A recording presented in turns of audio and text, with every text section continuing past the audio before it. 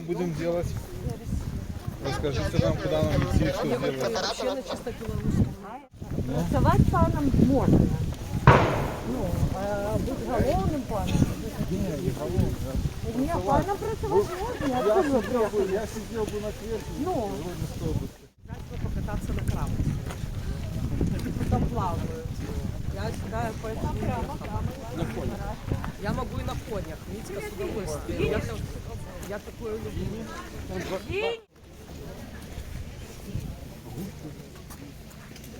Так, ну что, все подошли? Ну то выдатно, дороженькі. Будем починати. Дороженечки, я вже далі добре відпочити. Видатно, конечно, провести свій час в нашому парку, но і зрозуміло, що більше довідатися про історію Білорусі. Музики, зустракайте. Ну що, дороженечки, ну а зараз вітаю вас усіх у Великім князстві Сула. Проходьте, будь ласка.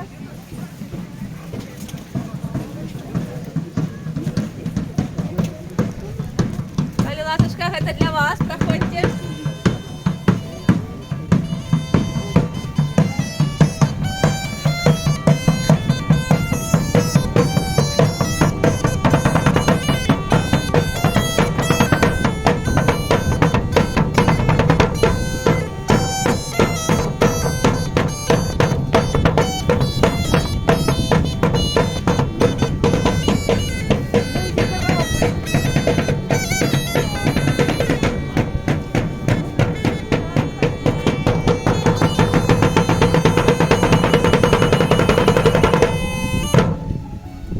Можна трошки поляскати нам? Дякую, дякую. Добрый день. Мы вас вельмі рады вітаць у нашым вялікім княстве Сула. Вельмі цікавым месцы і вельмі старажытным. Ужо 2500 год таму ў гэтым рэгіёне жылі людзі. У 16 стагоддзі Сула узгадваецца пісьмова. І з тых часоў тут жылі прадстаўнікі розных шляхецкіх, магнацкіх фамілій. І гаспадары Сулы мелі свой цырыманіял, традыцыю сустрэчы гасцей, згодна якой мы зараз вас і сустракаем. Самае галоўнае, калі госці падыходзілі да брамы, да іх выходзіў чалавек, які казаў вітальнае слова.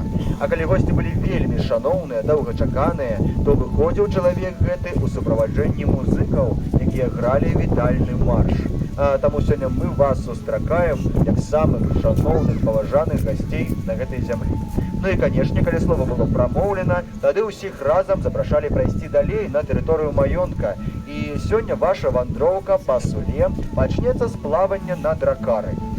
Карабель вас ужо чакае, а пасля на іншым беразе вас сустрэнуць нашы супрацоўнікі і пакажуць вам усё самае лепшае, што тут ёсць. Прыемнага адпачынку вам. Дзякуй вялікі, што прыехалі. Ну і праходзьце, калі ласка, за намі. Пойдзем.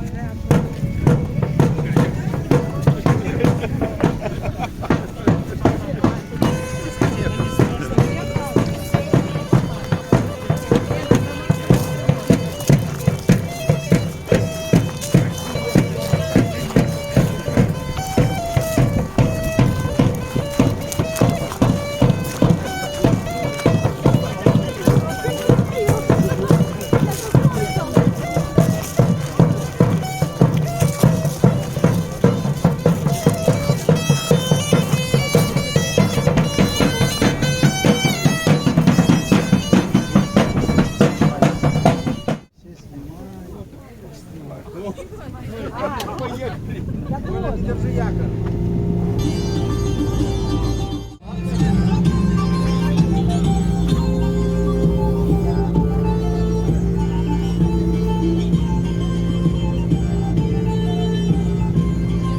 Починаем нашу вандроўку на дракары па рацэ Сула.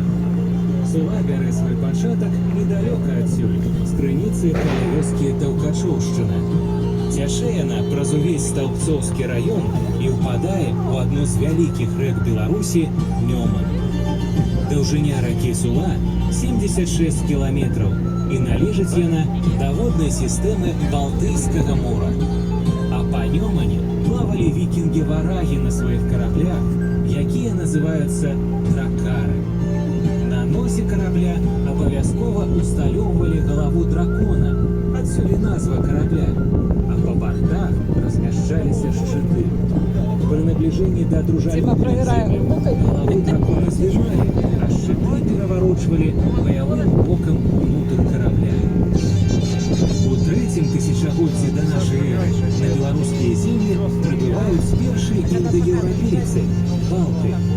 Большасць рэчак Беларусі маюць балцкія назвы, напрыклад, Сош, Свіслач, Дзіж і іншыя. Пазней, у 4-6 стагоддзях нашай эры, сюды прыходзяць славяне. У выніку змешвання балтаў і славян з'яўляюцца продкі сучасных беларусаў. У 9 стагоддзі на тэрыторыі сённяшняй Беларусі сфарміраваліся такія славянскія аб'яднанні, як крывічы, дрыгавічы і радзімічы. Рэкі раней былі асноўнымі дарогамі. Так, праз тэрыторыю Беларусі праходзіў вядомы шлях, які цягнуўся са Скандынавіі ў Візантыю. Якім чынам ён ішоў? З Балтыйскага мора па Няве ў Ладажскае возера, затым па рэках да Новгарада, а пасля праз Волакі у Днепр да Смаленска, далей па Дняпры да Кіева. Меўся яшчэ і карацейшы варыянт з Балтыйскага мора ў Дзвіну праз Полацкі Віцебск, а далей Волакамі ў Днепр. Волак – гэта сухапутная частка гандлёвага шляху. Па ім перацягвалі караблі з адной рэчкі ў другую. У 11 стагоддзі пачынаюць складацца першыя княствы на нашай тэрыторыі. Так, крывічы утвараюць Полацкае княства, пазней дрыгавічы утварылі Тураўскае княства, а радзімічы – Чарнігаўскае і Смаленскае княства полацкіх князёў. У 980 годзе Рагвалода з яго сынамі забівае наўгародскі князь Уладзімір і гвалтам забірае сабе ў жонкі яго дачку Рагнеду. Яна нарадзіла некалькі сыноў, напрыклад, сярод іх кіеўскі князь Яраслаў Мудры. Калі Рагнеда захацела забіць Уладзіміра, той парачнуўся. За маці заступіўся Ізяслаў. У выніку іх абодвух Уладзімір саслаў у заслаўе, а з цягам часу менавіта Ізяслаў і стаў кіраваць у Полацку, аднавіўшы самастойнасць Полацкага княства. Былая рэзідэнцыя князя і дружыны знаходзілася за межамі горада, таму зараз мы з вамі падплываем да княжскай прыстані.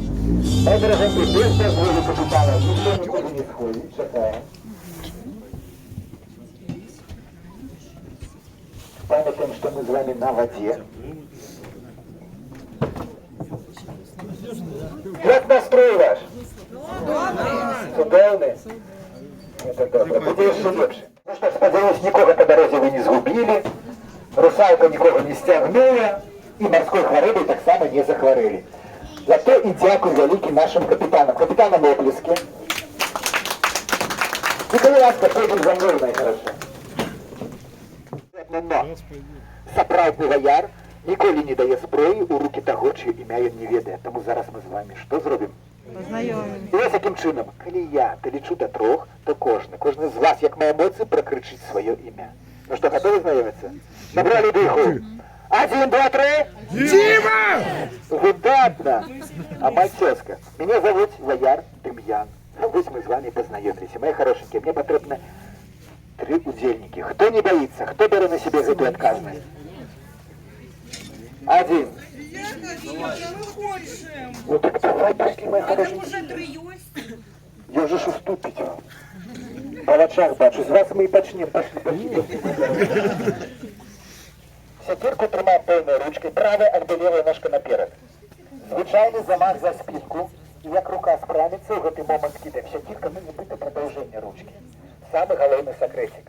Як замест гэтага шчыта уявіць дрэннага чалавека, альбо свайго наяўнага, можна і быўшага. Зараз побачым. Падтрымка ад вас. Ленка! Давай, мастера спорта сдавай.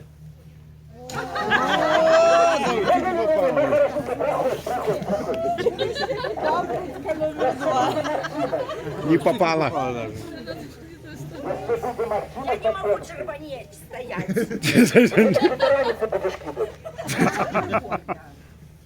Это сколько злости нас уже...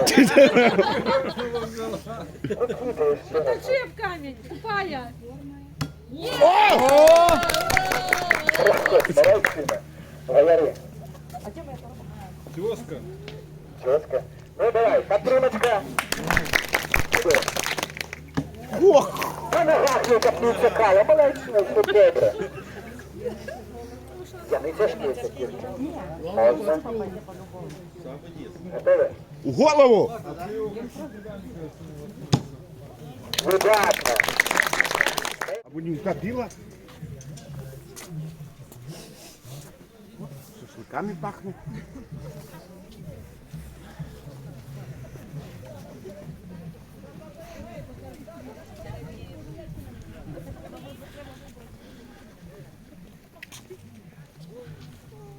А за что?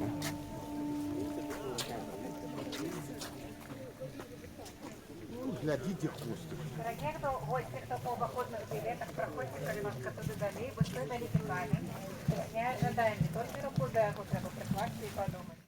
И то, колесо круглое. Капище, не ведаете, что такое?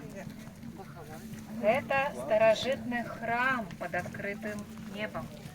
На таких местах наши вельми далекие продки поклонялись тим силам, у які вірили. Духом природи, стихіям, богам. Усередині капища горить вічний святий огонь. Побач знаходиться живая вода. Наша площа окружена каменями. І таким чином створена магічна простора.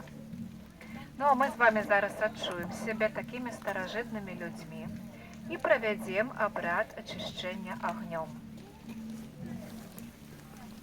У мене в руках галинки верби. Зараз я пройду по колу, а ви берете собі по одной. Верба – це таке чудодійне диво, як його у вашому житті більше не було.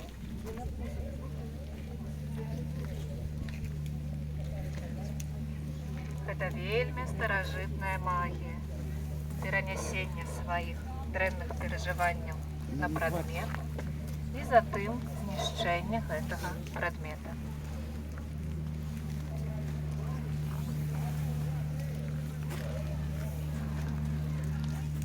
Зараз поверніться спиною до вогнища.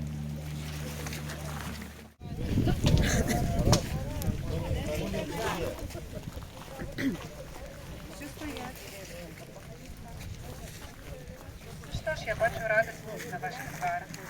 Ви позбавилися від усього древнього і готові прийняти у своє серце все тільки добре, що і чекає вас напереду у вашому подорожжі.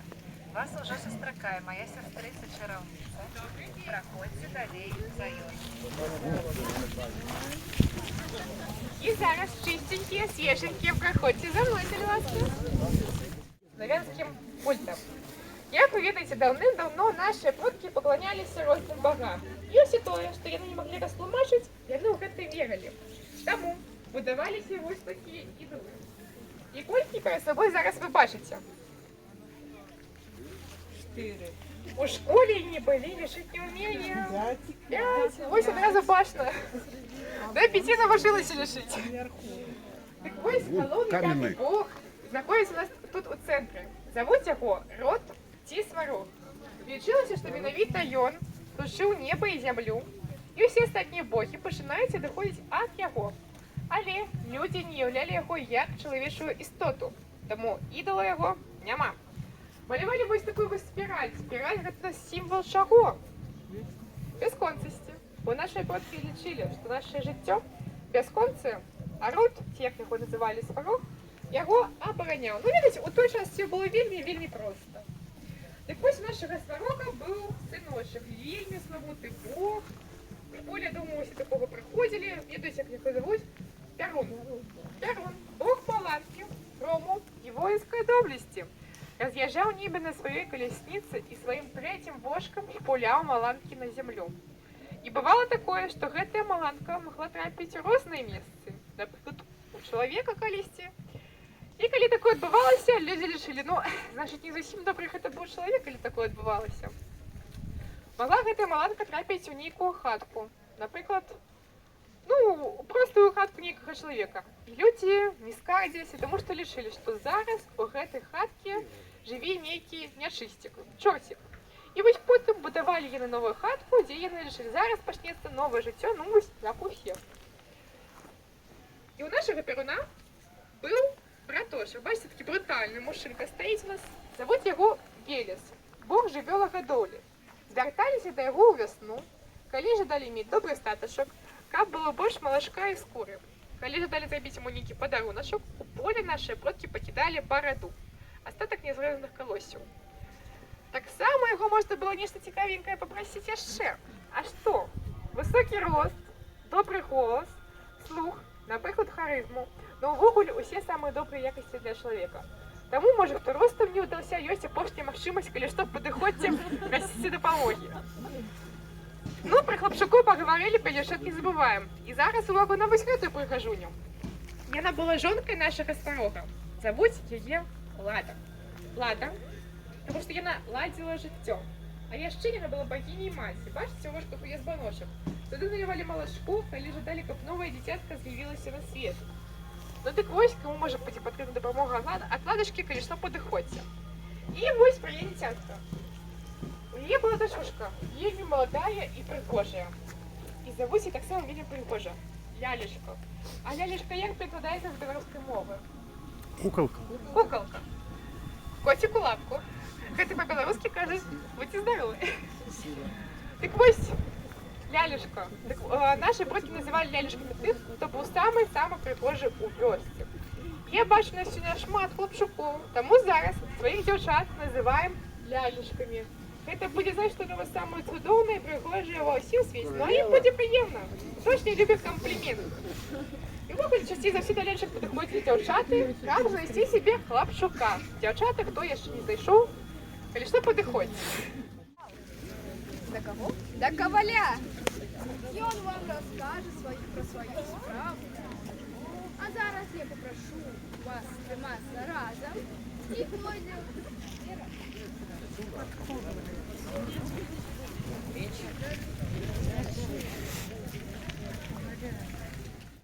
Наверное, он так жарко. А вон печки. Ой, наверное, мы будем ходить.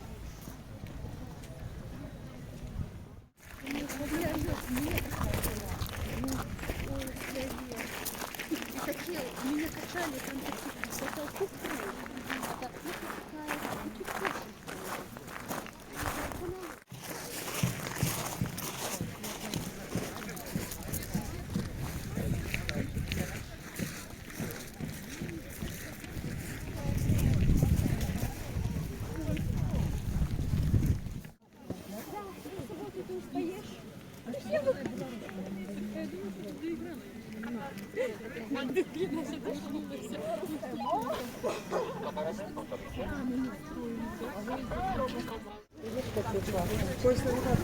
Добрый день.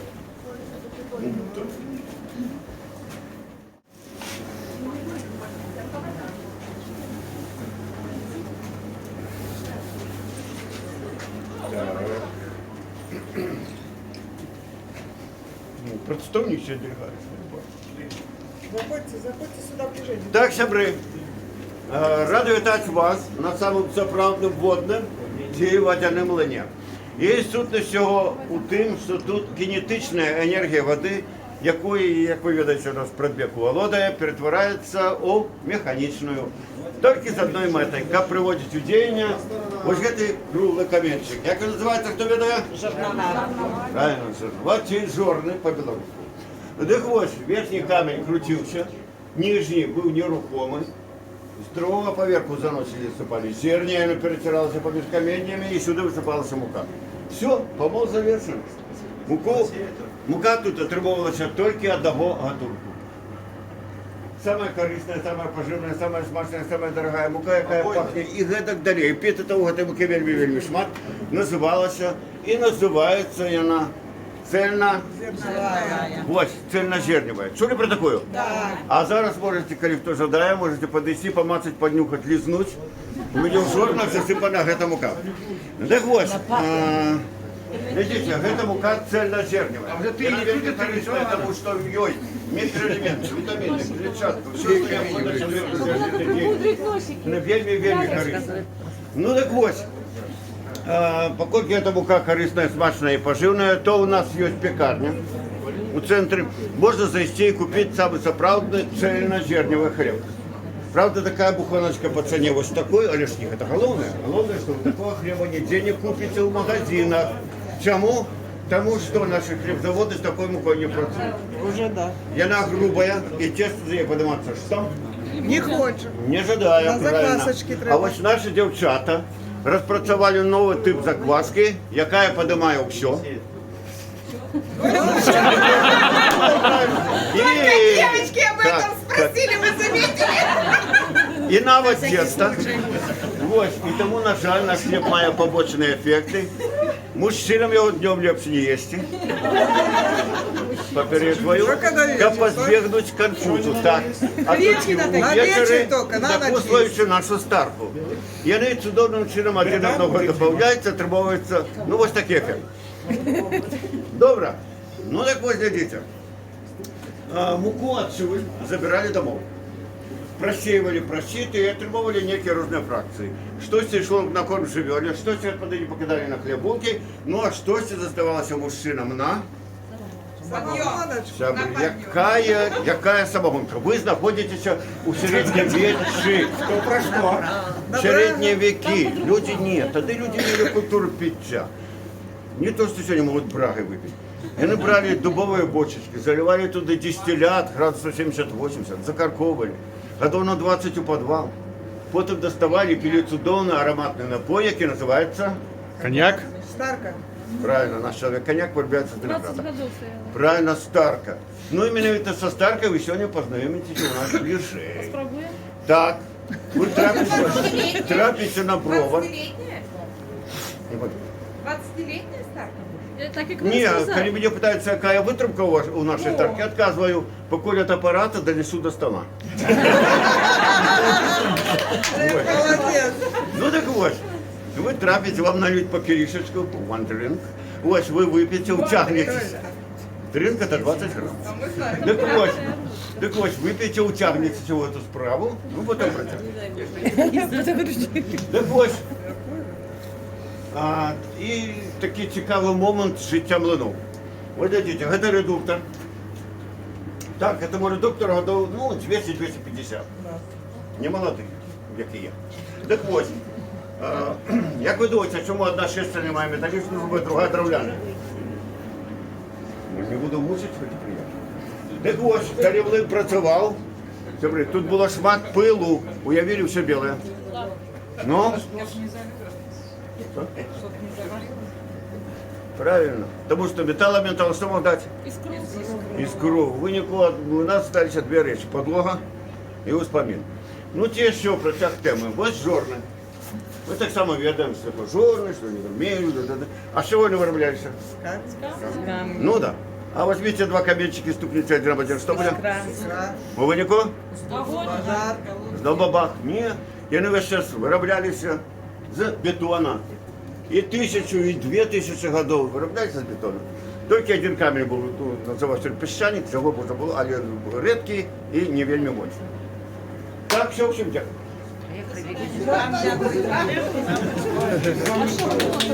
Дякую вам. Воспоминания и подлога. А там ячмень, медок.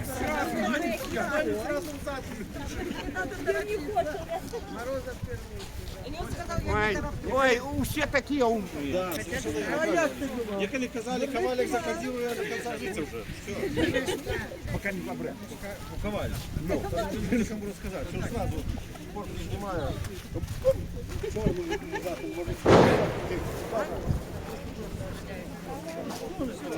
Бачите, як треба кодироваться? Засовывают человека в пушку и стреляют.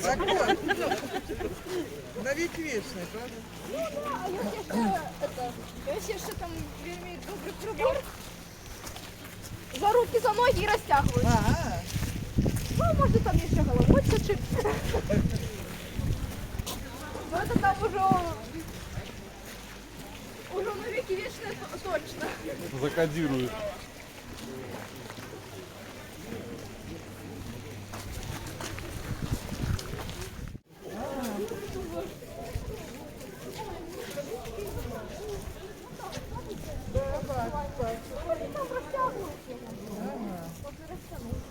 За плохое поведение.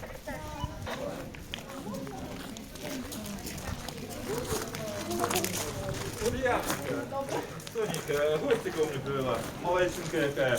Ну что ж, відпочивай. Сябри, заходьте на агенчик до мене, але своєчасово спиніться. Бо у этой майстерні все по-справному, тут зброю робимо. Зараз усіх дочекаємося, а тим часом подрисуємо железо до опрацовки. І ті, хто пізніше приходять, звичайно, трапляють на саме гараженьке. Ці ведаєте ви, до якої температури розіграється у цій справі железо? Ні, не ведаєте? Нічого не... О, кажуть, 800. Справді, добра температура. Можна навіть і до 1000 нагріти. Але головне, не більше за 1200. Як ми зрозуміємо, що железо вже нагрілося? По кольору. Чули ви раз таки, не доводьте до білого коленя? Не здарма ж існує. Железо нагріте так моцно, почне рихтуватися до переплавки, його вигорить вуглерод і структура його кристалічна зміниться не у ліпший бок. І воно буде крохке і ні на що не варте. Ну а коли все своєчасово, то опрацовуємо ми ці матеріали як мага худший. Ось я завострив куточок, а то, що завострилося, зараз я ще і розпляскав. Отрималася досить звикла для нас усіх форма піки.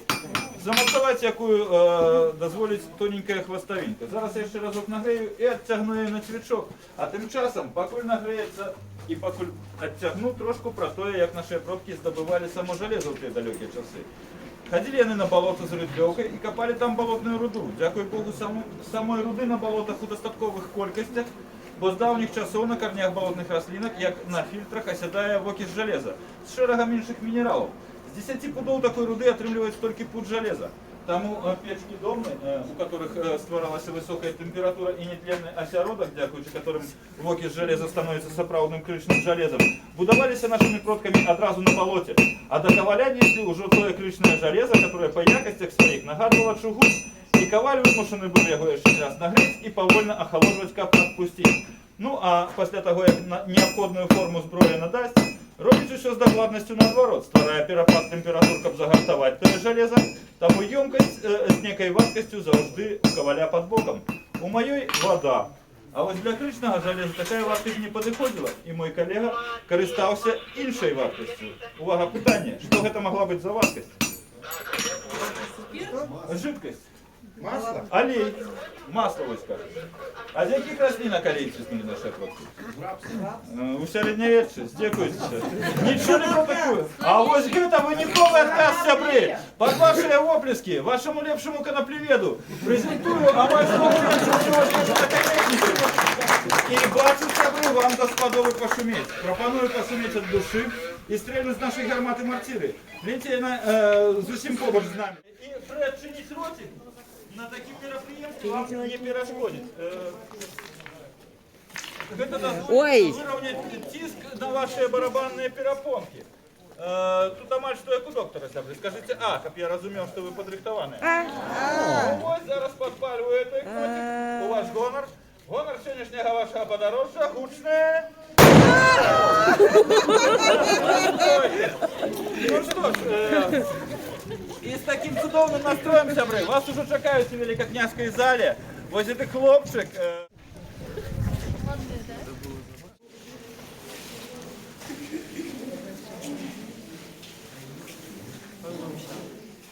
Добрый день! Добрий день. Добрый. Так, мы зараз с вами зашли в Великокняжскую залу. И тут у нас размещено, это литовский князь, первый апошний король Литвы, Миндауг, и его жонка, королева Марта. Это основальники и створальники будущей такой державы, как Великое княжество Литовское. Пра Міндоўгу інфармацыя захавалася даволі шмат у параўнанні з іншымі князямі. Але мы нават не ведаем, калі ён нарадзіўся, як ён выглядаў, хто ягоныя бацькі. Сказаць гэта практычна немагчыма. Першы раз Міндоўгу згадваецца ў 1219 годзе і згадваецца ўжо як літоўскі князь. І каб вы разумелі, Літва старажытная, гэта не сённяшняя Літоўская рэспубліка. Бо раней у Літву паходзілі такія тэрыторыі, як Гродзеншчына, частка Міншчыны і Віленшчына. Там было некалькі князёў, сярод іх быў Міндоўг. Далей згадвалася, што ён ваяваў супраць крыжакоў, пацярпеў паражэнне, і тады ён вырашыў аб'яднаць гэтыя землі Літвы. Як ён іх аб'ядноўвае, невядома, але згадваецца, што ён забівае адных князей, выганяе пляменнікаў, забівае сваіх братоў. І так ён, дарэчы, пазнаёміўся са сваёй другой жонкай, з Мартай. Вельмі рамантычная гісторыя. Забіў аднаго князя, пабачыў, што яго жонка вельмі прыгожая, і сам ажаніўся з ёю. Такім чынам было створана ядро для будучай дзяржавы, для вялікага княства. Але гэта ядро адразу ж магло і распасться, бо супраць Міндоўга стварылася вялізная кааліцыя. Супраць яго аб'ядналіся галіцка-валынскія князі, яцвягі, жамоіць, ну і яшчэ і крыжакі. Міндоўг разумеў, што супраць іх усіх вельмі выстаіць, але ён ведаў, што крыжакі ваююць толькі з адной мэтай, для таго, каб хрысціць гэтых няверных язычнікаў, паганцаў. І таму, як толькі стварылася кааліцыя, ён сам адразу ж стаў вельмі шчырым каталіком. Настолькі, што нават захацеў каранавацца. Даў крыжакам золата, і яны дамагліся дазволу папы рымскага на каранацыю. І ў 1253 годзе у першай сталіцы Вялікага княства быў каранаваны Міндоўг за сваёй жонкай Мартай. І тая першая сталіца была на тэрыторыі сённяшняй Рэспублікі Беларусь. Можа, чулі такі горад, як Новагрудак? Чулі? Так. Я вас менавіта ў Новаградку, там адбылася тая каранацыя. Пасля каранацыі кааліцыя распалася, супраць яго ўжо ніхто не хацеў ваяваць. Падпісаў ён мір з суседзямі, а крыжакам падарыў такую тэрыторыю, якая называецца Жамоіць, а таксама падарыў іншыя землі, там многа земляў падарыў. Але вся тэрыторыя, якую ён падарыў, яна яму не належала. Он проста ўзяў, падарыў чужое. Крыжакі затым пачалі разбірацца, а тым часам Міндоўг глядзіць. Кааліцыя распалася, заключаны мір з суседзямі. Тады ён падумаў і вырашыў, а на халеры это союзники, крыжакі. Адмаўляецца ад каталіцтва, бярэ сваю дружыну і ідзе паходам супраць іх. У 1260 годзе адбылася бітва пры Дурбе, калі ордэн крыжакоў пацярпеў паражэнне. Такім чынам была створана будучая такая дзяржава, як Вялікае княства Літоўскае. Тады дзяржава праіснавала аж да 1795 года. Беларусы 5 стагоддзяў жылі асобна ад палякаў, расіян, часткова ад украінцаў, і за гэты час у нас выпрацавалася свая культура, традыцыі, звычаі, наша мова, наш менталітэт. І гэта дазволіла пасля ў 20 стагоддзі стварыць нашу сённяшнюю Рэспубліку Беларусь. Вы бачите яшчэ партрэты іншых вялікіх князёў літоўскіх, якія былі пасля Міндоўга. Можа, ёсць якія пытанні? А калі пытання няма, ўся ўвага на эту дзяўчыну. Добрый день. Якая вас павядзе далей. Ідём за ёй. Зараз усе за мной. А гэта відео трэба выкінуць куды-нибудь.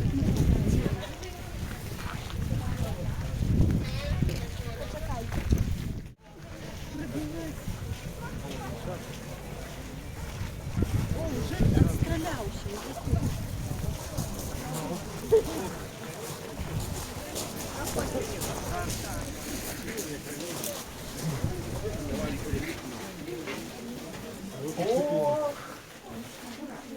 Широко на полкола распаковываетесь. Откуда, дороженьки, приехали? Шучин. Со Шучина. Гроденщина. Шучинщина, кажется. Гроденщина. Ті, хто пам'ятає, вершки звалися на молоко на Шучинщині, да, ми ще й зараз її скористаються ж бабулі. Вершки на молоке. Вершки на молоко Ага. зовутся. Гречик, С банки, ну вы откуда приехали? З України. Ну, тоді Подожди-ка, Шученшина, мы ж попытаемся белорусов. Не-не-не, Шученшина. Так это мы... Не, все добре, я кажу, що тут он з Глечикином кажуть. Які ж Глечики на Гродзенщині були, коллеги. Ой, глядите, вот открытие поличка, он гляк, слой, підвозбана ваші, пам'ятаєте чи ні? А де робилися на Шученщині? Ведаєте, ви яких вёсках ви працювали? Не ведаю, такой не чув. 3 вёски я чув, ведаю. Хто у нас Великомажейковский, Василишковский сельсовет? Это Нарчи, что сгорело, да? Кирали и Щельняны. Вот это 3 вёски. Вот там гончары и працевали на Шученщині. Кирали, Нарчи и Щельняны. И Щелняны. И Щелняны. Так, де глина росте, тлумачить не треба, правда? Частка нашей земли, але тим цікаво, що ось додаєш води, вона липкая, пластичная, мягкая, тоді зручно щось і виробити з її. Важно, що вироби з глини заховують свою форму, такою властивістю далеко не кожен матеріал володає. Але каб стало магчыма гэтымі гаршкамі карыстацца, што з імі неабходна рабіць яшчэ? Вядома ўсім. Спачатку мы, бо сухі выраб на мачы, ён сырой глінай становіцца, напітваючы тую вільгаць. Злучаюцца частіначкі гліняныя наступным чынам. Награецца посуд у печы ажно до 1000 градусаў, пры гэтым некаторыя частіначкі ў складзе гліны расплаўляюцца. І вось гэтая расплаўленая маса злучае паміж сабой іх.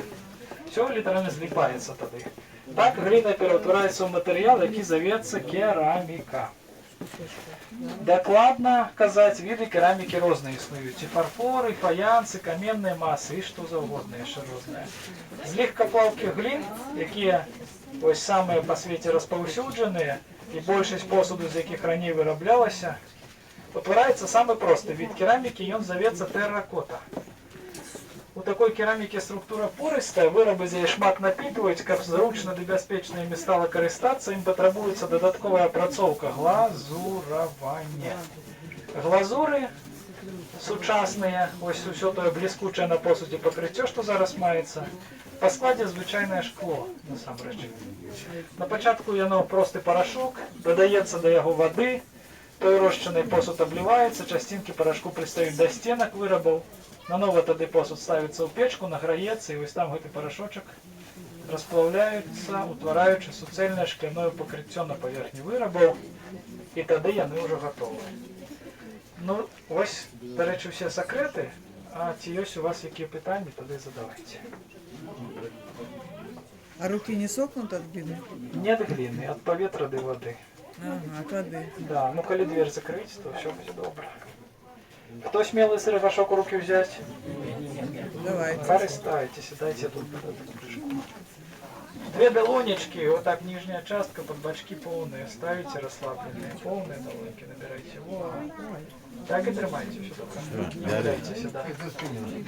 И передавайте один одному. Наступному зручно поддонца руку поставить. Не знаю. Поддонца одну руку. Вытираться, берите одну. А наступные под бачки, поддонца под бачки. И вот так вот пошло.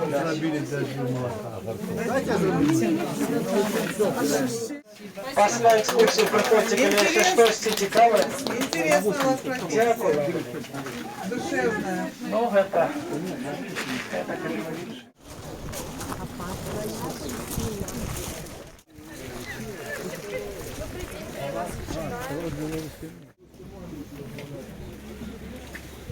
Мы откуда Беларуси, мы на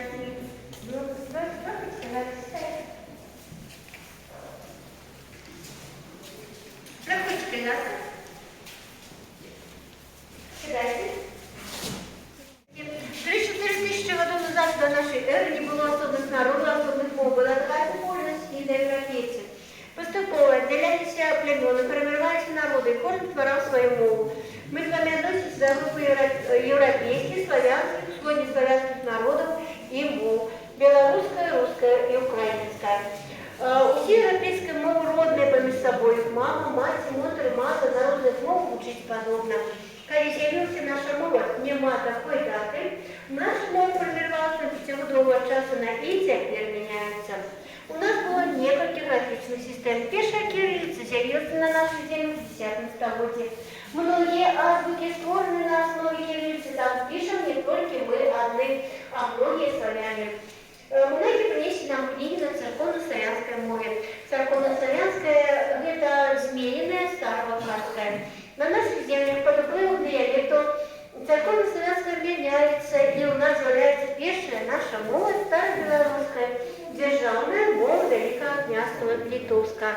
На ней написаны статуты, летописи, официальные паперы. Яна применялась до 17 стагоддзя. Еще на латинице она является у 16 стагоддзя. У 16-17 стагоддзя параллельно применяли латиницу и кириллицу.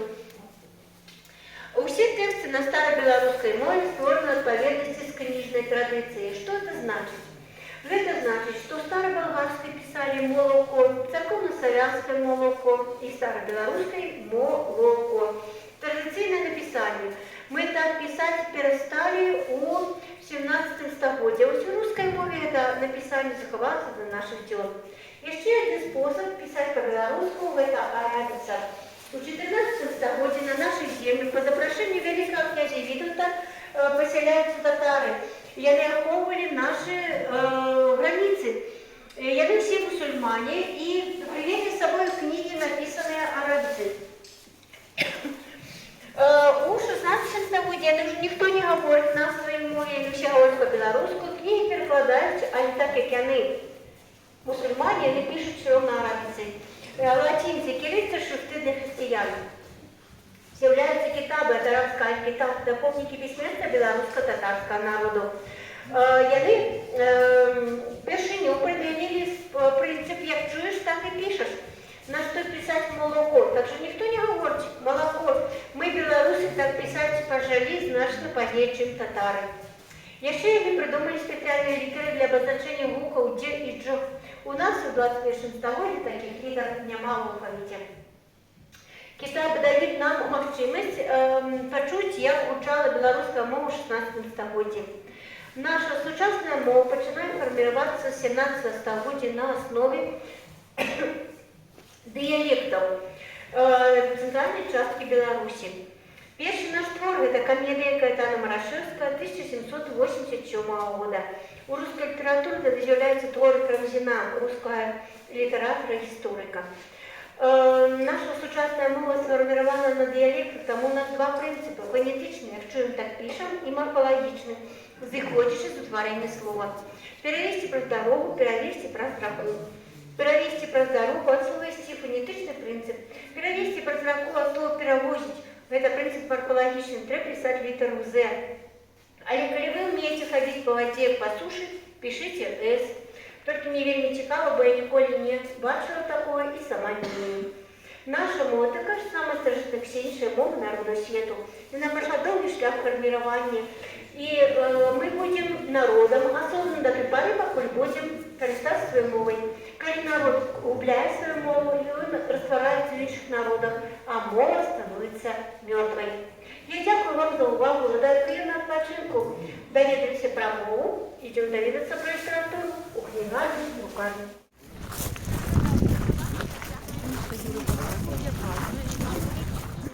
Не стойте на пороге. Мы еще не дошли до порога. Так, так вот не стойте про... О, печь попали на хату 100%. Ну, конечно. Як же ж запрошать гостей в холодную настушу? А ми де? Не може. Де спочатку? Коли ласка, підходьте. Шановні гості, я вітаю вас на нашій локації, яка присвячена історії книгодрукування на наших білоруських землях. Але треба сказати, що не завсюди у нас були часи, коли у нас були книгарні, друкарні, книги. Коли наші предки були ще поганцями, вони навіть і читати і писати не вміли. Але все змінилося з приходом християнства на наші землі. Узникла письменність, узник перший алфавіт, це була менавіта кирилиця, і почали з'являтися некі надписи вже на каменях, на берестяних грамотах, на стінах церков і монастирів. І менавіта церкви і монастыры у тыя часы былі цэнтрамі культуры, адукацыі і асветы на нашых землях. І вось кажучы пра асветнікаў, нельга не ўзгадаць імя нашай асветніцы Ефрасіні Полацкай, якая нарадзілася ў княскай сям'і, але ў узросце 12 гадоў яна адмовілася ад гэтага заможнага багатага жыцця і пайшла ў манастыр, дзе яна займалася дабрачыннасцю і тым, што перапісвала кнігі. Кнігі пісаліся раней менавіта ад рукі. І, канешне, гэта было вельмі цяжка і складана, таму што, уявіце сабе, трэба было вывесці кожную літарку, кожны радочак. Калі ты зрабіў некую памылку, то прыйдзецца гэты ліст пісаць па-новаму. І вось перапісаць адну кнігу трэба было аддаць 1,5–2 гады жыцця, а то, можа, нават і болей. Кірыла Туровскі, яго яшчэ пры жыцці празвалі Златоустам, таму што, акрамя таго, што ён чытаў малітвы, ён яшчэ іх пісаў сам, пісаў і прытчы, ну і займаўся тым, што перапісваў кнігі. У тыя часы ў церквах і манастырах перапісваннем кніг займаліся в асноўным мужчыны, таму што лічылася, што ў іх больш каліграфічны почерк. Але наша Ефрасіня Полацкая даказала, што жанчыны могуць гэта рабіць не горш. І пісаліся кнігі не на паперы, а на пергаменце. Пергамент – гэта тонка вытанчаная скура цяля. Каб зрабіць одну кнігу, трэба было забіць парадкам цэлае стада. Гэта 10 каля 50 галоў. Таму уявіце, колькі каштавала такая кніга, якую 2 гады жыцця пісалі, а яшчэ і забілі столькі жывёл. І так вось усё працягвалася аж до 15-го стагоддзя, пакуль у Германіі Іоганн Гутенберг не вынайшаў друкарскі станок. А падгледзеў ён гэту канцэпцыю у віннага прэса. Вось там перад вами вінны прэс. Ён паглядзеў, як аджымаюць сок з ягад і падумаў, што гэты працэс ідэальна падыходзіць, каб прыціскаць літары да старонкі. Толькі бочку з сокам ён замяніў на шуфлядку з літарамі. То есть вось там у куце стаіць рэканструкцыя друкарскага станка. У шуфлядачку закладаліся літары, толькі ў люстэркавым адлюстраванні. Паверх гэтых літар набівалася фарба, лажыўся аркуш паперы, шуфлядку задвигалі, прыціскалі прэсам і выходзіў надрукаваны аркуш. Яго складалі на палову і атрымоўвалася адразу 2 надрукаваныя старонкі. То есть таким чынам, як сёння на ксероксе, можна было друкаваць адразу некалькі копій. Толькі зразумела, каб уже надрукаваць новы аркуш, увесь гэты тэкст трэба было памяняць. Канешне, гэта таксама было цяжка і складана, але ўсё ж такі хутчэй нібыта пісаць кнігі ад рукі. І вось менавіта такой тэхналогіяй карыстаўся наш першадрукар Францыск Скарына. Вось ён там сядзіць з асабістай персонай, калі ласка, пазнаёмцеся. У 1517 годзе у Празе ён надрукаваў сваю першую кнігу. Гэта быў псалтыр. І ён першы, хто ў тыя цёмныя часы, калі яшчэ панавала інквізіцыя, не пабаяўся і пераклаў Біблію на старабеларускую мову. Для таго, каб нашы продкі маглі не проста яе прачытаць, а і зразумець тое, што там было напісана. З наших беларускіх яшчэ зямель паходзяць расійскія першадрукары, такія як Іван Федарович і Пётр Мстиславец. Яны нарадзіліся тут, але адчынілі сваю друкарню ў Маскве. І ў 1564 годзе была надрукавана іхняя першая кніга «Апостол». Ну, а пасля друкарню спалілі, яны вярнуліся назад у ВКЛ. Ну, а далей тут у нас размяшчаюцца нашы паэты, пісьменнікі, класікі, якія зрабілі ўнёсак у развіццё не толькі нашай беларускай, а і сусветнай літаратуры. Мікола Гусоўскі, ён яшчэ ў 16 стагоддзі напісаў першы літаратурны твор, паэму «Песня пра зубра». Адам Міцкевіч, яго палякі лічаць сваім, літоўцы сваім, а мы, беларусы, лічым, што ён наш пісьменнік. Яго самыя знакамітыя творы – гэта «Пан Тадеуш» і «Гражына». Янка Купала, яго паэма «Паўлінка» і на сённяшні дзень з'яўляецца візітнай карткай нашага драматычнага тэатра. Якуб Колас, яго паэма «Новая зямля» вельмі яскрава перадае быт і філасофію ўсіх цяжкасцей сялянскага жыцця. Владзімір Караткевіч, Пімен Панченко, Васіль Быкаў – гэтыя імёны можна працягваць і працягваць. Нашыя продкі нам пакінулі залатую літаратурную спадчыну. А наша справа толькі не ляніцца і з ёй азнаёміцца. Дзякую вам вялікі за ўвагу. Ну, а вас там уже чакае дзяўчына. Яна там ручку вам падымае. Добрага вам падарожжа.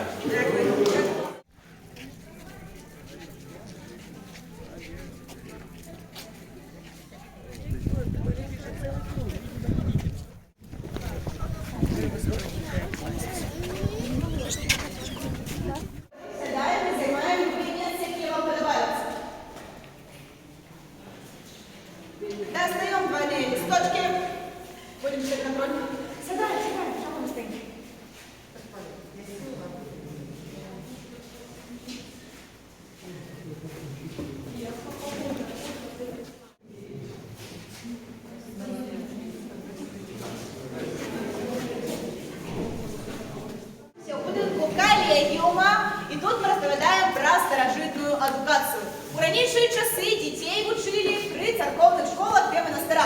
Былі монахи-семінаристы, альбо самі святары, які абіралі энную колькасць хлопцаў і вучылі іх, як чытаць, пісаць і маліцца. На памяць завучвалі цэлымі кавалкамі біблейскія тэксты на стараславянскай мове, якая была не надта зразумела і не надта ім такія заняткі падаваліся наогул. Таму дысцыпліна часта парушалася, і каб дысцыпліну падтрымліваць, была такая вось цікавая прылада, якая называецца дубец. Таким дубцом били по тых месцах, якія больш за ўсё балелі і нагадвалі аб тым, як себе паводзіць на занятках непажадана. Добрый метод? Нет. Нет? Негуманный, я лічу. У 16 стагоддзі у нас адбываецца эпоха рэнесанса, адраджэння, гуманізм, чалавек-цэнтр сусвету. І тут быццам бы біць дзяцей зусім недарэчна. Тым больш, што у нас адбываецца рэфармацыя царквы, там у нас узнікае пратэстантызм, пасля ўзмацняецца каталіцызм і праваслаўе. Узнікаюць праваслаўныя школы, каталіцкія і езуіцкія калегіумы і пратэстанцкія школы. Гэтыя вучэбныя установы мелі сістэму адукацыі больш-менш падобную на тую, якую мы ведаем на сённяшні дзень. Пачынае ўзнікаць урочная сістэма, 2 гадзіны да абеду вучымся, 2 гадзіны пасля абеду. Таксама пачынае ўзнікаць размежаванне на класы. У адным класе вучацца дзеці плюс-мінус аднаго ўзросту, плюс-мінус аднаго ўзроўню. Адукацыя становіцца бясплатнай, вучыцца маглі хлопцы абсалютна любога статуса і фінансавага становішча. Таксама сістэма пакаранняў. Замест фізічных пакаранняў у нас прыходзяць псіхалагічныя. Дрэнных вучняў адсаджвалі за апошнюю парту. Накрывалі на галаву шапачку за слінымі вушкамі. Вушкі былі вельмі доўгімі. Вучань аб іх падаў, блытаўся, спатыкаўся. І, канешне, з яго ўсе здзекаліся і смяяліся. Ну, а для таго, каб шапачку сняць, трэба было альбо свае паводзіны выправіць, альбо знайсці іншага ёлупа, які быў яшчэ горшым за таго, хто насіў шапку. Кто-нибудь хочет примерить? Личка, короче. Ну, сам помнил.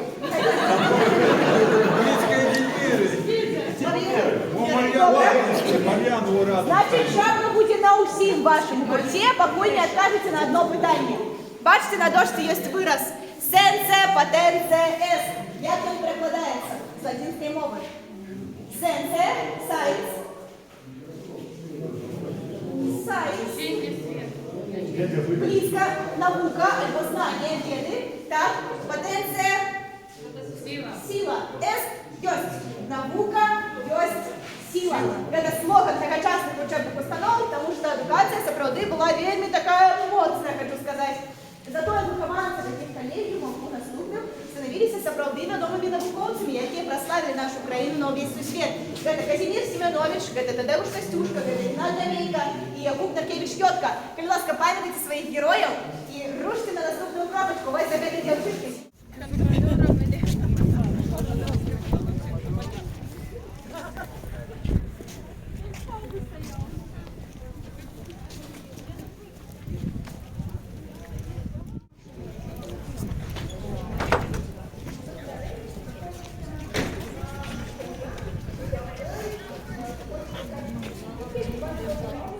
Як ваши справы? Все добро? Добро, но ты можешь заходить и одразу садиться. Пойдемте. Ну, вот бачите, які у нас модные.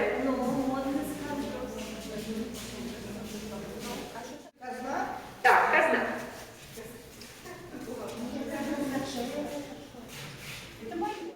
Итак, мы с вами находимся у ратуши. Ранее ратуша была самым галоўным будынкам у горадзе.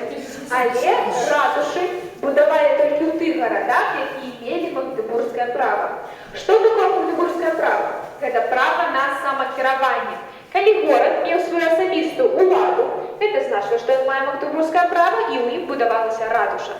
Жыхары кожнага горада, раней гарады называліся мястэчкі, а жыхары мяшчаны. Так вось, мяшчане вельмі жадалі, каб горад атрымаў магдыбургскае права. Дарэчы, вялікія князя літоўскія, кіраўнікі дзяржавы, таксама былі зацікаўлены ў тым, каб надаваць гарадам магдыбургскае права. Для чаго? Для таго, каб спрыяць гандлёрству, ну і пашырыць насельніцтва ў гарадах. Таму паступова гарадам пачынаюць выдаваць гэтае права. Чаму яно, дарэчы, завецца магдыбургскае? Таму што першы горад, які атрымаў у свеце магдыбургскае права, гэта быў горад Магдыбург. Нямецкі горад атрымаў яго ў канцы 13 стагоддзя. До нас дошло гэта крышечку пазней, толькі ў канцы 14 стагоддзя. Для таго, каб на тэрыторыі Вялікага княства Літоўскага горад атрымаў магдыбургскае права, вялікі князь літоўскі павінен быў выдаць гораду прывілей або грамату. Пасля гэтага з жыхароў горада здымаліся амаль усе так называемыя павіннасці, акрамя адной абавязковай выплаты ў дзяржаўны скарб, фіксаванага падатку ў дзяржаўны скарб. Першы горад на тэрыторыі Вялікага княства Літоўскага, які атрымаў магдыбургскае права, быў горад Вільня, 1387 год, а на тэрыторыі Беларусі горад Бярэсце, 1390 год. Наша сталіца, горад Мінск, атрымаў значна пазней, толькі ў канцы 15 стагоддзя. Зараз з вамі паразмаўляем пра саму ўладу ў горадзе. Збіраўся магістрат, які складаўся з двух палат – з рады і лавы.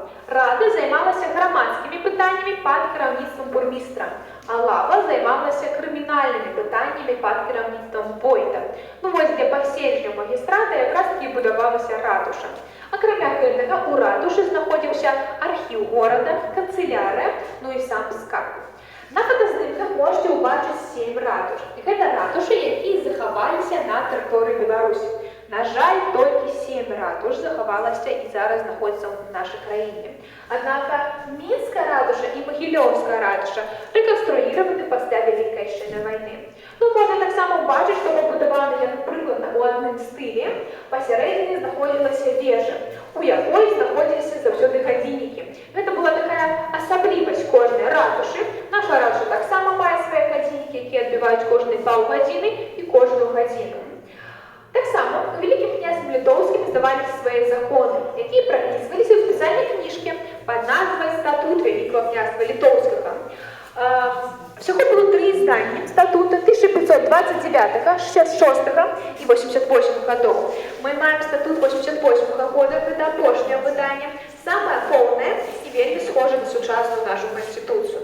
А зараз я вельмі жадаю выдаць вам свой асабісты прывілей, дзякуючы якому вы атрымаеце дазвол на дэгустацыю нашага напою. Але для гэтага мне патрэбен адзін дабраволец.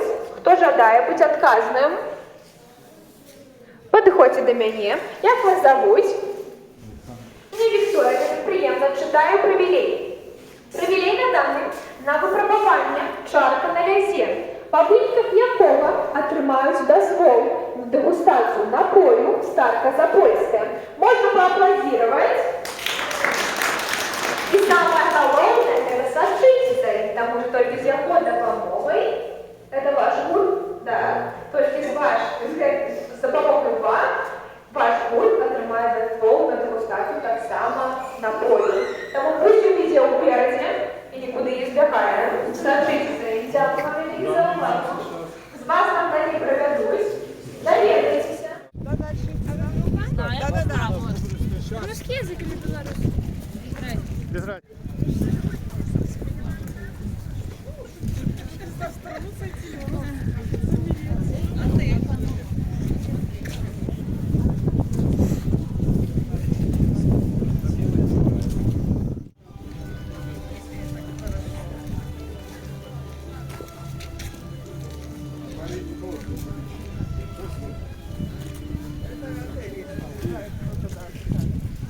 Ладно, пошли в порядке. Ты какой раз? А тут какая там дорога?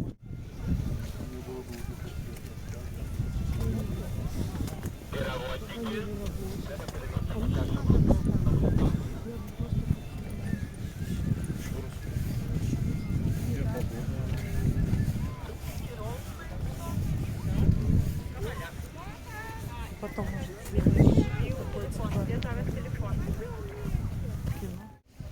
Добрый день! Добрый. Так, давайте всех дочакаемся. Откуда приехали до нас? Шучинщина. Ведаем. Так это Шучин, это, по-моему, центр в области, не? Да, район. Района. Ой, ну района, ну что, вы скажите еще, что Гродно центр в области, кого вы клузите? Прошу за мной, шановні. Это так и есть. Смачно пахне. Ну так и есть, шановні. А пахне як. Шановные, то я вас вітаю в Королевской ассамблее. Ассамблея – это место, где збиралася шляхта для розв'язання проблем, питань і відпочинку. Скажіть, може ведаєте, як відпочивала шляхта? Яны пили тымлику. Там, где первая чарочка, там другая, где другая, там якая. Третья, после третьей математика звичайно пропадает. Але шляхтюки у таким стане казали нечто одно одному, хтось мог неправильно зрозуміти, хтось мог сказати кривне. І тому одразу доставали шапку і валюють. Але тут є такий момент, шановні. Шляхтюк мог померти. Лічилося гэта неправильно, каб шляхтич у вольны час, мирный, помирал от фактично зброї свайго ж побратима. Вось. Тому, шановні, придумали інший момент. Чарка на лязе звалася. Ведаете? Казали вже. Як він проходив? Два шляхтюки становилися один насупроть одного при столе. Для гэтага спатрэбіцца яшчэ лязо. Лязо нічого не вартае без чарки, а чарка нічого не вартая, калі яна пустая. Наливается. Ставится. И треба выпить одной рукой, тримаючи шаблю. Я зараз гэта зраблю, адзінае, што гэта не першая моя чарка. Не апошняя, але... Мастера спорту. Ох, але чаго не зробіш дзеля такога цудоўнага любу, шановні, пад вашу увагу. О.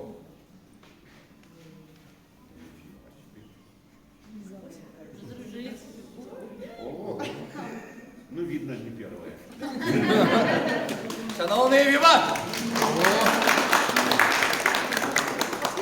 Головне завжди вірить. Так. Ну, а тепер скажіть, ведаєш, що комусь привілей давали? Давали. Прошу сюда. Сначала просто, давайте покуль привилей покладем, нам потребы. Покуль просто возьмите шаблю, попробуйте ее поднять. Поднять, отпустить. Дай телефон. Все просто. А теперь, так, не шукай ни шапки, я еще не могу. Я вверх его пол. За высокий, конечно. Ставлю вам ось. Шановні, від вас тишиня, а ви глядите аж до цього моменту. Об'єкти, хто буде? А по сторонам? Не наші збіжуть. Прошу. Ну, давайте будемо так. 8.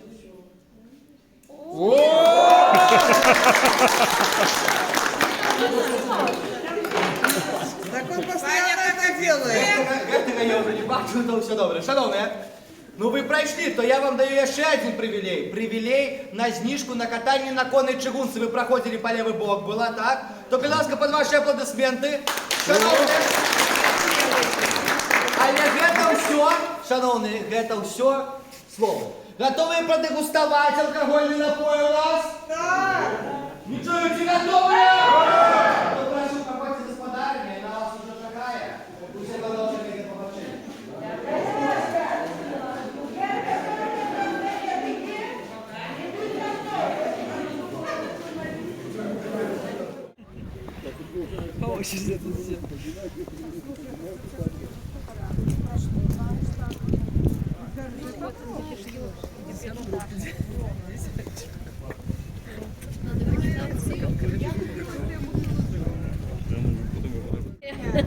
Коли ласка, пройдемте мои золотые.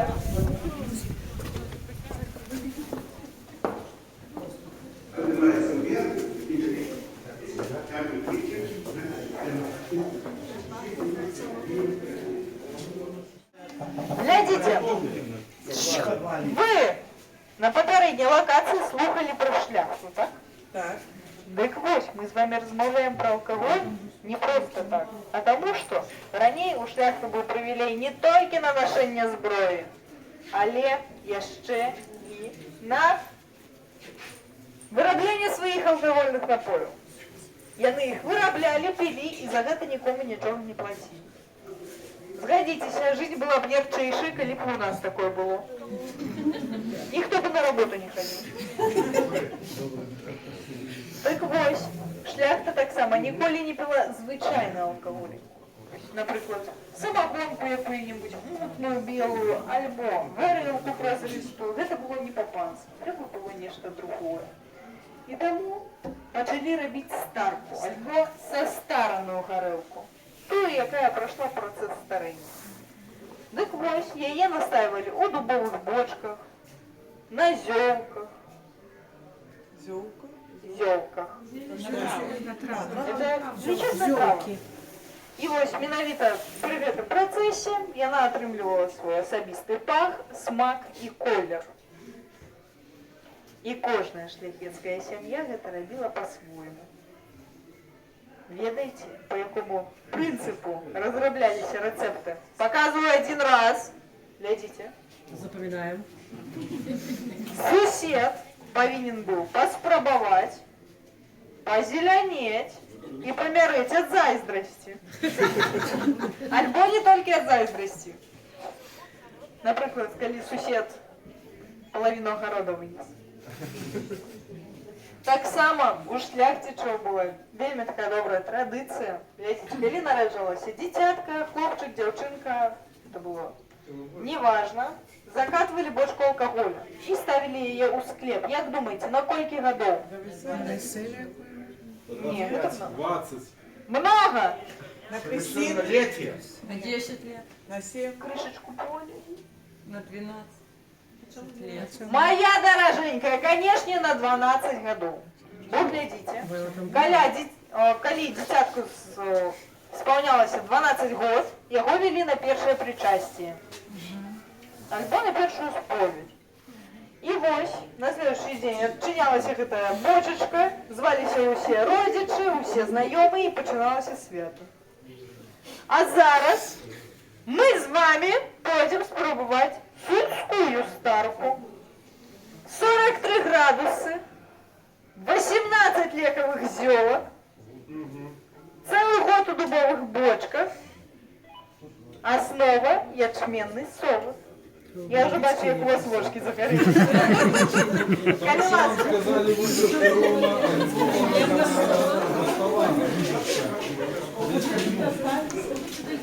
Калиласочка. вот это у вас можно посидеть.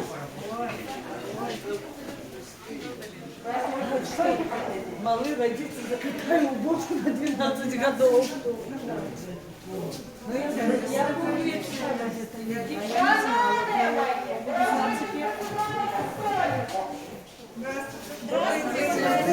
Проходите, проходите, сейчас. Сидите на горе. Подходим, у меня еще одна объява для вас будет. Еще один сертификат? Нет. Крышечку лепим. Глядите, шановные, огурчики у нас маринованные с медом. Кому нельзя мед, то целую своего соседа. А чарочки у нас одноразовые. Их можно забрать с собой в автобус. Ведаете что? Да. Гриничная водичка. Какая добрая пора. Але, покуль вы еще не выпили, там вось стоит дзяўчына, яна вас поведет далее. Ручка Маша. Запоминайте. Да, это как вы не забыли потом. Коли вы видите. Дима. Ну что, шановні, за ваше здоров'ячко, коли ласка, частуйтесь. Юрик. Юрик. Ваше здоровье.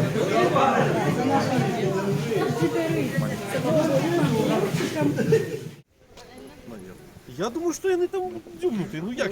Ай, о, такая, ну. Холодно, ты выстоишь целый день тут. Ой, ля, какая дрыночка смачная. А, ё-моё. Хоть кого-то нашла я. Это Bluetooth колонка. Вицу надо, чтобы было. Мы там еще видели, я казал. Ручка горы. Они посильно.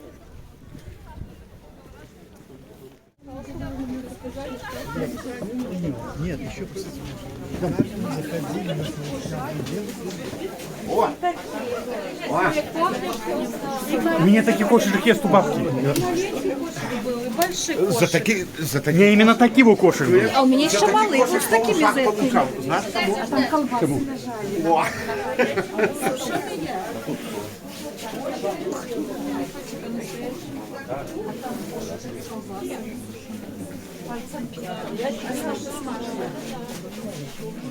Вот, я наконец узнаю, что это такое вот. У деда лежит. Где? Вот такая вот штука. Я узнаю, что это такое.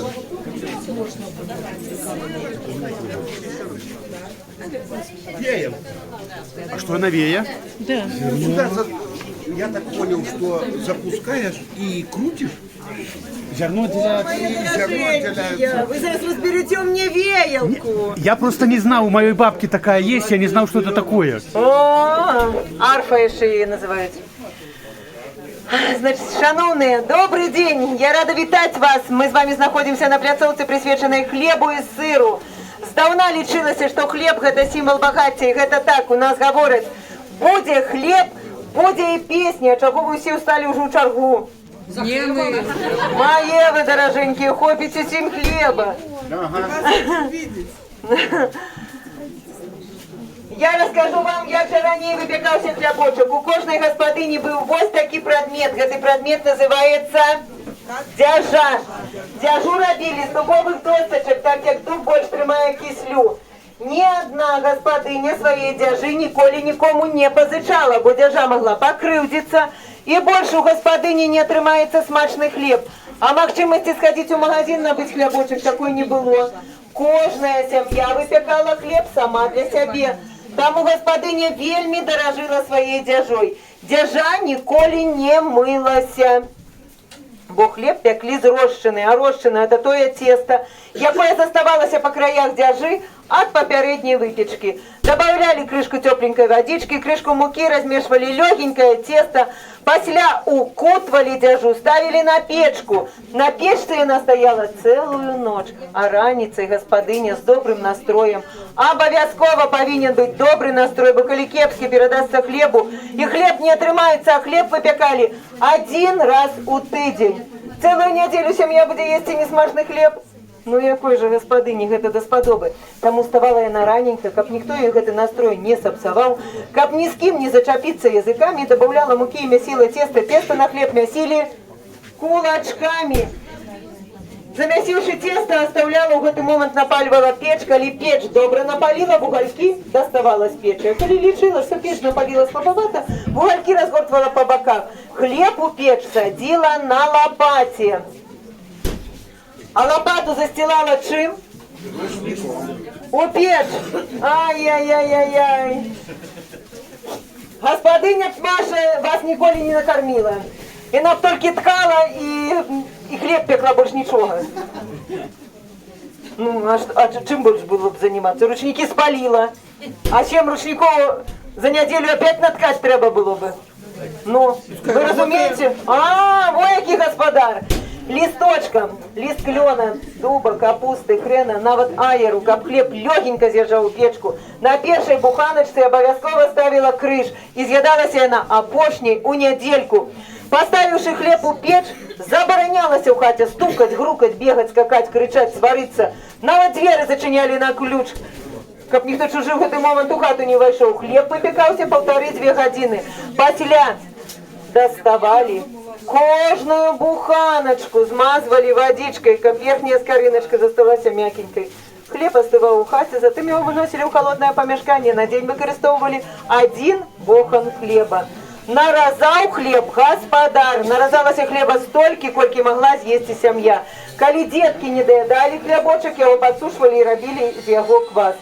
У нас, моя хорошая, выпекается свой хлебочек, пшеничный, ржаный, из цельнозерновой муки, на заквасце, без цукру, с добавлением меда. Коли маете жадание, можно его будет набыть у вольный час. Я говорю правду. А зараз у вас харчевание. Локация, после этой локации у вас будет харчевание.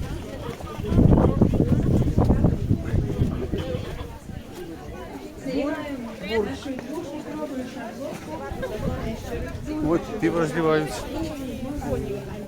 Метр, кажется, з'їсти. Ну, ви, конечно, эгоистично поглядаете на это. Я ж тебе веду, что вы здесь идите. Раз уж у нас сегодня день маті, каб наши матулечки могли отпочить, каб ніхто им дома не казал, хочу тое, хочу сёе, а спеши мне шарлотку, а спеши мне пирожок.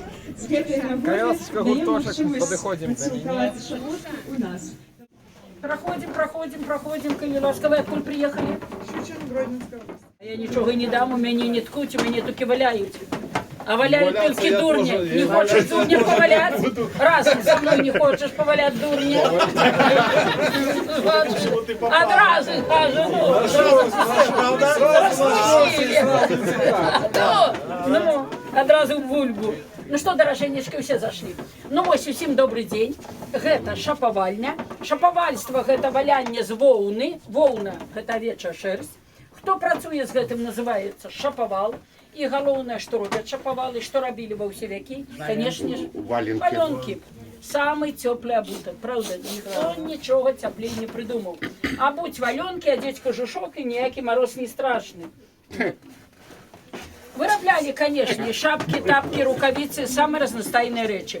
Гэта вельмі дрэўняе рамяство, ну і непасрэдна звязана з авечкагадоўляй. Трэба ж было з чаго рабіць. Вярблюдаў на Беларусі не было, таму ўсё рабілася з авечкі. Бо гэта і воўна, і скура, і мяса. Ну што, авечку стрыгуць вось такімі нажніцамі. Воўну потым трэба вымыць, на карэла, на жирная, на мае спецыфічны пах.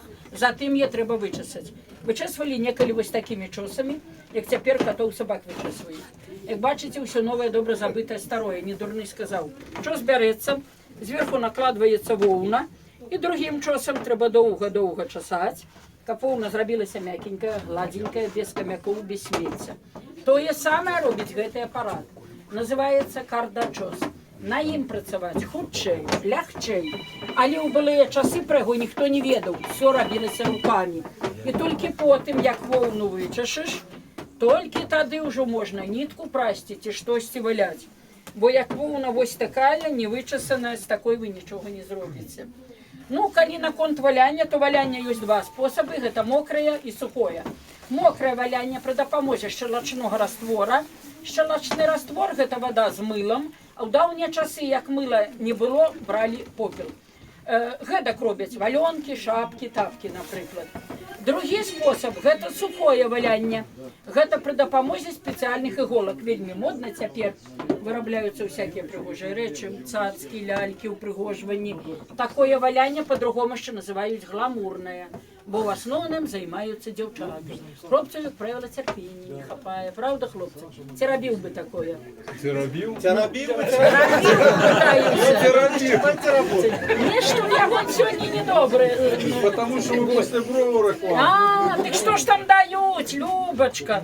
Я старая баба, и то более бы выпила. Мы забрали все, что там давали. А, я зразумела. И пустый стол после себе У нас в ставили. Шушинском районе у Желудку была такая штука. Я помню, батьки возили волну паровозили и уже потом участвовали. Ну что ж, у былыя часы шапаваламі былі толькі мужчыны. А чаму мужчыны? Гэта было качаўнічае рамяство, яны хадзілі па хатах. А які мужчына пусціць сваю жанчыну, каб дзесьці хадзіла, правда, хлопцы? Цягалася, правда? Ну, А вы что? Хаця, хлопцы, не крыўдуйце, але калі павесіць на мужчыну ўсю домашнюю жаночую працу, а як некалі яшчэ 5-7 дзяцей, і што? До вечара мужчына загнецца. Гэта купацеў, правда. Хотя мне одна женщина казала, вы неправду говорите, мой бы до обеда загнулся. Тому женщины были дома на господарстве с детьми, а шаповал, збирал свои прилады, их там не так много, у мяшок, за плечи брал с собой помощника и шли по хатах, по вёсках, здесь у город и гадать заробляли гроши. Дома не могли отсутнічаць до 3 месяцев, а лекали подвязей заробляли неблага. Шаповал заўсёды меў магчымасць прокормить свою семью. Яго сям'я ніколі голодной не была, хотя гэта вельмі цяжкая праца. Пару валёнак зрабіць, трэба стаять над імі самае малое, гэта 2 дні, а то і 4 і 5. І патрэбна прыкладна кіло 200 воўны. Для параўнання ў гэтай карзіне 300 грамм. А яшчэ ў даўнія часы вельмі папулярна была вось такая шапка. Я бачу, у вас сярод вас ёсць тут савецкія людзі. Некуль увесь савецкі ўрад стаяў на крамлёўскай сцяне ў гэтакіх шапках. Вы павінны помніць. Толькі што яны былі з каракуля, але форма такая. Дык вось, шапка называецца магерка. Яе адметнасць у тым, што гэту шапку рабілі з закладам. Як вы думаеце, чаму? Сюды складаліся грошы. У даўнія часы адзенне шылі без кішэняў, без карманаў. Гэта было дорага. А куды было палажыць грошы нават таму самому шапавалу? Вось і прыдумалі яны такую шапку. З тых часоў пайшоў выраз. Біцца аб заклад. Правільна. І яшчэ адзін цікавы выраз. Дзяўчаты, зверніце ўвагу на вашых хлопцаў. Як яны пачуюць гэты выраз, яны заязджаюць як зорачкі ў небе. Ну вот ходзіць шапавал па свеце, ходзіць, зарабляе грошы. Колькі б не хадзіў, трэба ж варочацца дадому. Жонка ж чакае. Варочаецца дадому, а дома жонка. Гэтакі цяпер. Грошы давай. Правда, хлопцы, нічога не змянілася? Заначка. Аддае шапку з грашыма. І таму шапка магерка, а жонка... Жонка не можа быць швагеркай. Мегера. Ой, мой-то чалавек папаўся. Правильно, Мегера. С жонкой тут? Я тут. Любочка моя родненькая, ну попался ты, хлопец. Ну что ж, коли хочешь, Любочка, сегодня дома переночевать, то при светках раби поцелунок капустила в хату. Давай, бо говорить ты добре говоришь, а не вмієш поцілуватися. А то дятей казав він робить. Цілуватися чи вмієш? Троє мають. Але що, без поцілунків? Краще починати. Правильно, Мегера, той, хто забирає гроші. Дівчата, поглядіть, як ваші хлопці заїжджали, правда? Ну що, треба їх не вижняти. Вот. Ви, напевно, звернули увагу, у нас скрипить подлога. Дык вось, що павала ў дома, заўсёды была скрипучая подлога. Яны былі вельмі патаемныя. Яны заўсёды баяліся, каб ніхто не падгледзеў, як яны працуюць, каб ніхто нічога не падслухаў, каб не скраў сакрэты майстэрства. Бо чым менш людзей умее гэта рабіць, ім больше доход. Зразумела. Хлопцы, звяртаюся да вас. У вас цяпер дома подлогі не скрипучыя. Таму, пакуль вы дома лежыце на канапе ў тэлевізары, каб ваша дзяўчына не скралася да суседа, помнім 4 правілы. Любим, шкадуем, отдаем гроши. И словом Мегера не называем. Сколько вам заплатили? А дзяўчатам пожадання, каб вас любілі, каб носили на руках, каб вы заўсёды былі пры грашах, каб гэтакіх слоў вы не чулі. Але, дзяўчаткі, быць такімі, все роўна мы все такія, все роўна грошы забяром, згодныя, згодныя.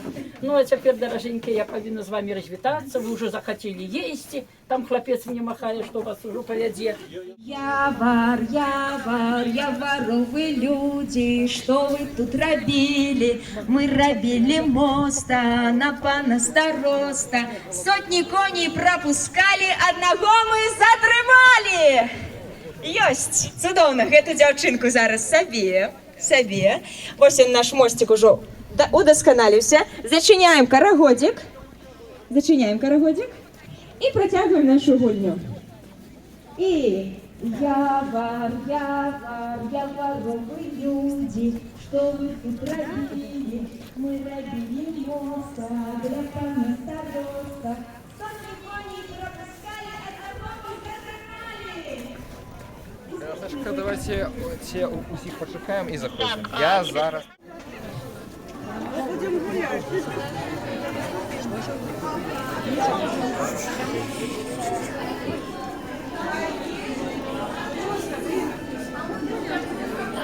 Здравствуйте, прошу со мной.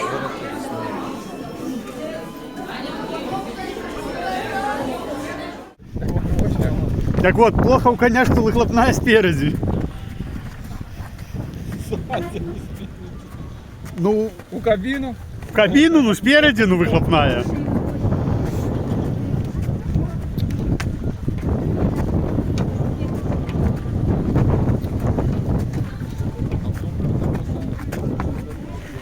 В том пруде хлеб бросают в озеро. Да.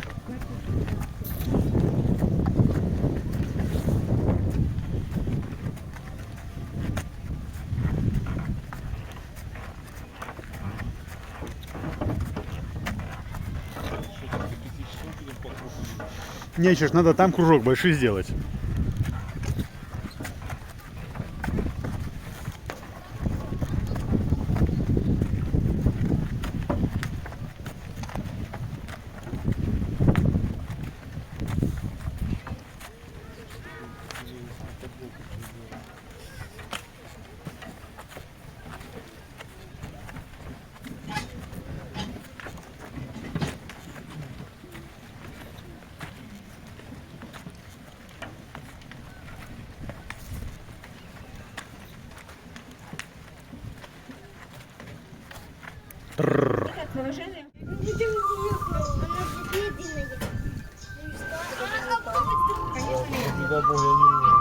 Я думаю, не поможу.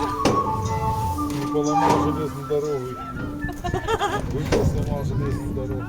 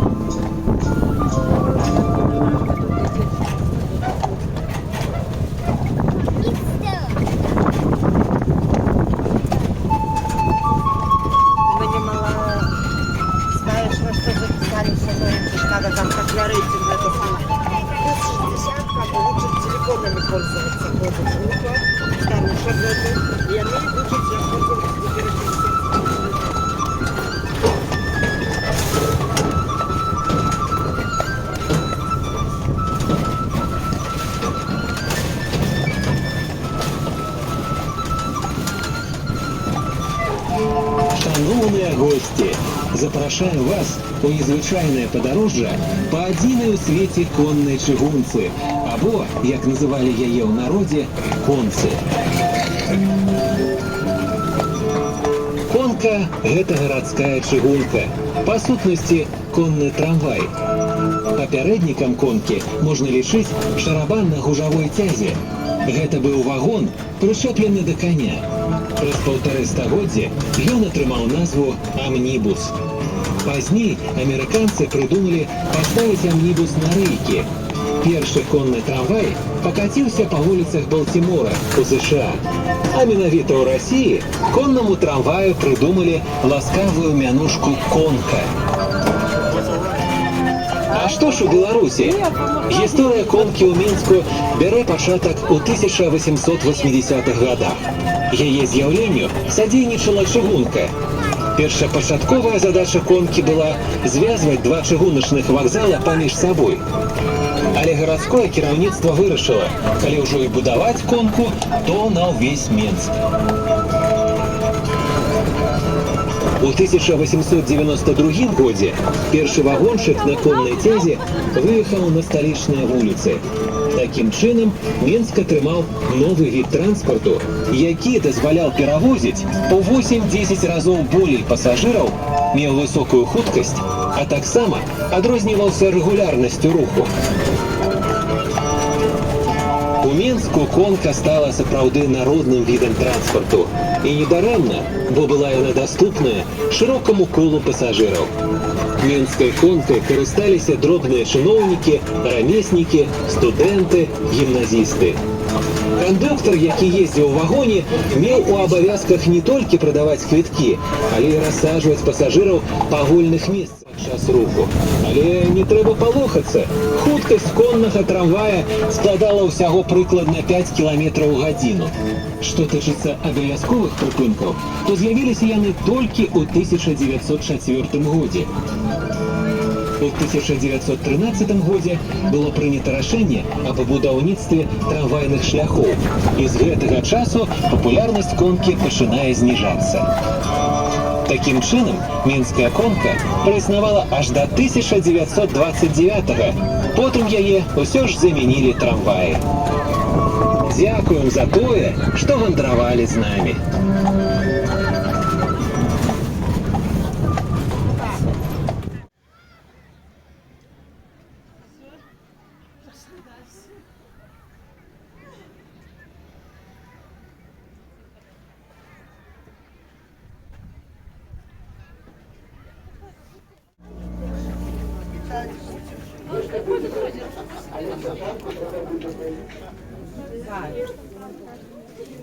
А мы на корабле пришли, мы сейчас на корабле будем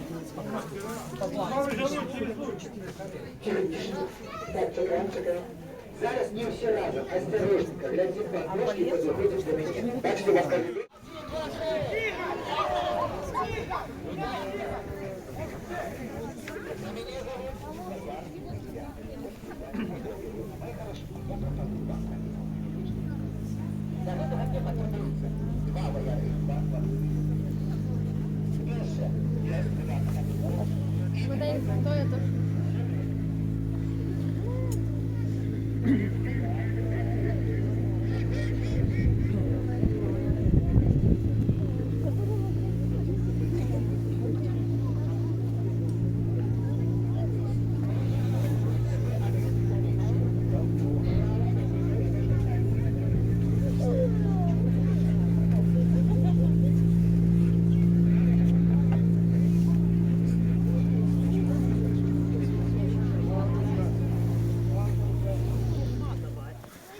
на телефон. Ко мне идите, кто-нибудь садитесь.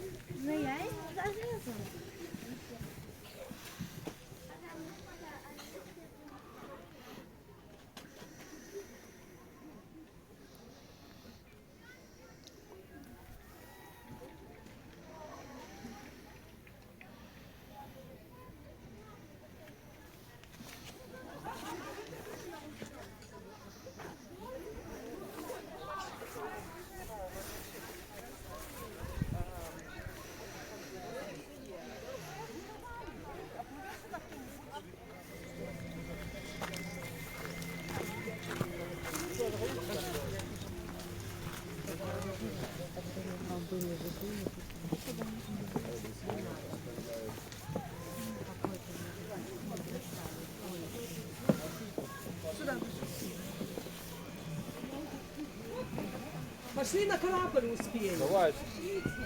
Сейчас Диму там сфоткай, а мы пошли на корабль.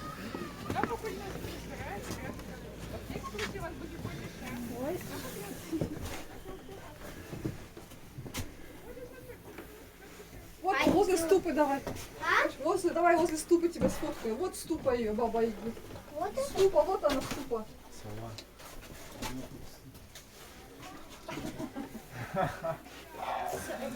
Не вытаскивай, не вытаскивай. Ну, конечно, не вытаскивай. А что? Печка ее.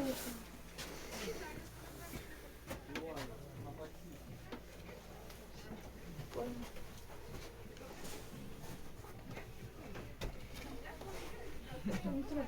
Да чё, я себе хочу забрать. Не надо, куда ты хочешь? Сюда, вот сюда. Скелеты всякие. Это живот. Здесь как будто кто-то живет, такой, смотри. Вдруг, а? А боегазы заработали.